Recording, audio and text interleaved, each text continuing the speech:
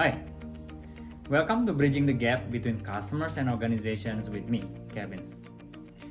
We'll be talking about the gap between customers and organizations, and hopefully, we'll be able to close them together one feedback at a time. Let's get started.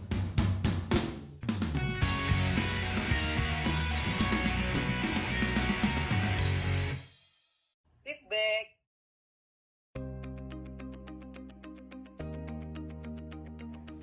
In today's video, we'll be talking about how unaddressed feedback impacts customers and businesses.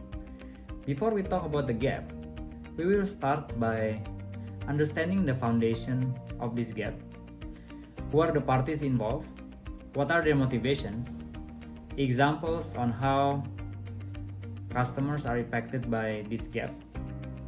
And then we will conclude by reviewing how feedback can act as a bridge between customers and businesses. Take a look around you, from what you eat, from what you wear, and even what you use to watch this video right now. This thing started with a problem that somebody else was having. Let's call this set of people Group 1. On the other hand, there's a different set of people who saw these problems that people were facing as an opportunity to help people with solutions and hopefully get something valuable in return. So let's call this set of people Group 2. Selection happens when there is an exchange between these two groups. People in Group 1 are called customers, and people in Group 2 are called businesses. Customers are getting their problems and needs met through products and solutions that the business provides. In an exchange, customers are willing to pay money to the business for the value that they receive. For example, as an employee, I need to commute to work with a safe, fast, comfortable, and inexpensive method.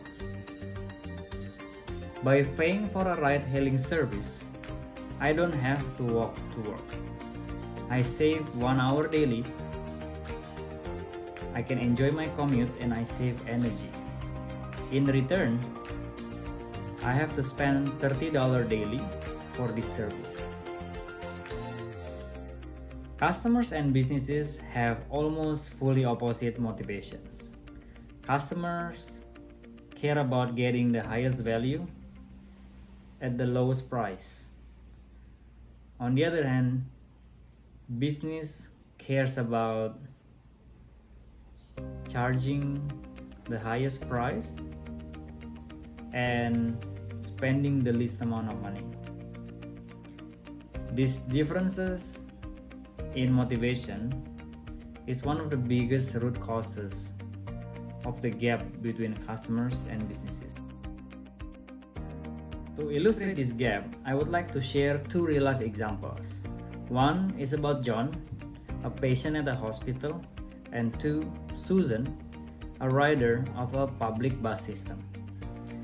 John had been treated at the hospital for a COVID infection that heavily impacted his lungs. John was the customer and the hospital was the business. He was fully dependent on external oxygen to keep him alive. This hospital used large external oxygen tanks which lasted about 4 to 5 hours. The expectation was the nursing staff would continuously check on him to make sure that he always had sufficient oxygen in the tanks and replace them before they ran out. One day, while chatting with John, his family members noticed that John had difficult time breathing. After checking on the oxygen cable, they learned that the oxygen cable was not reconnected to the new oxygen tank when they replaced the old one. Hadn't the family been there to realize and reconnect the cable, John's oxygen level might have dropped, paralyzed him, and even killed him. Susan goes to work every day by a public bus. In this case, Susan was the customer and the bus public system was the business. Most days, Susan gets friendly drivers who drive very safely. But sometimes, she gets drivers who are rude and drive recklessly.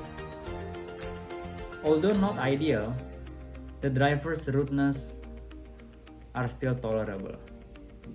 However, recklessness can hurt or kill hundreds of passengers that ride this public bus system every day.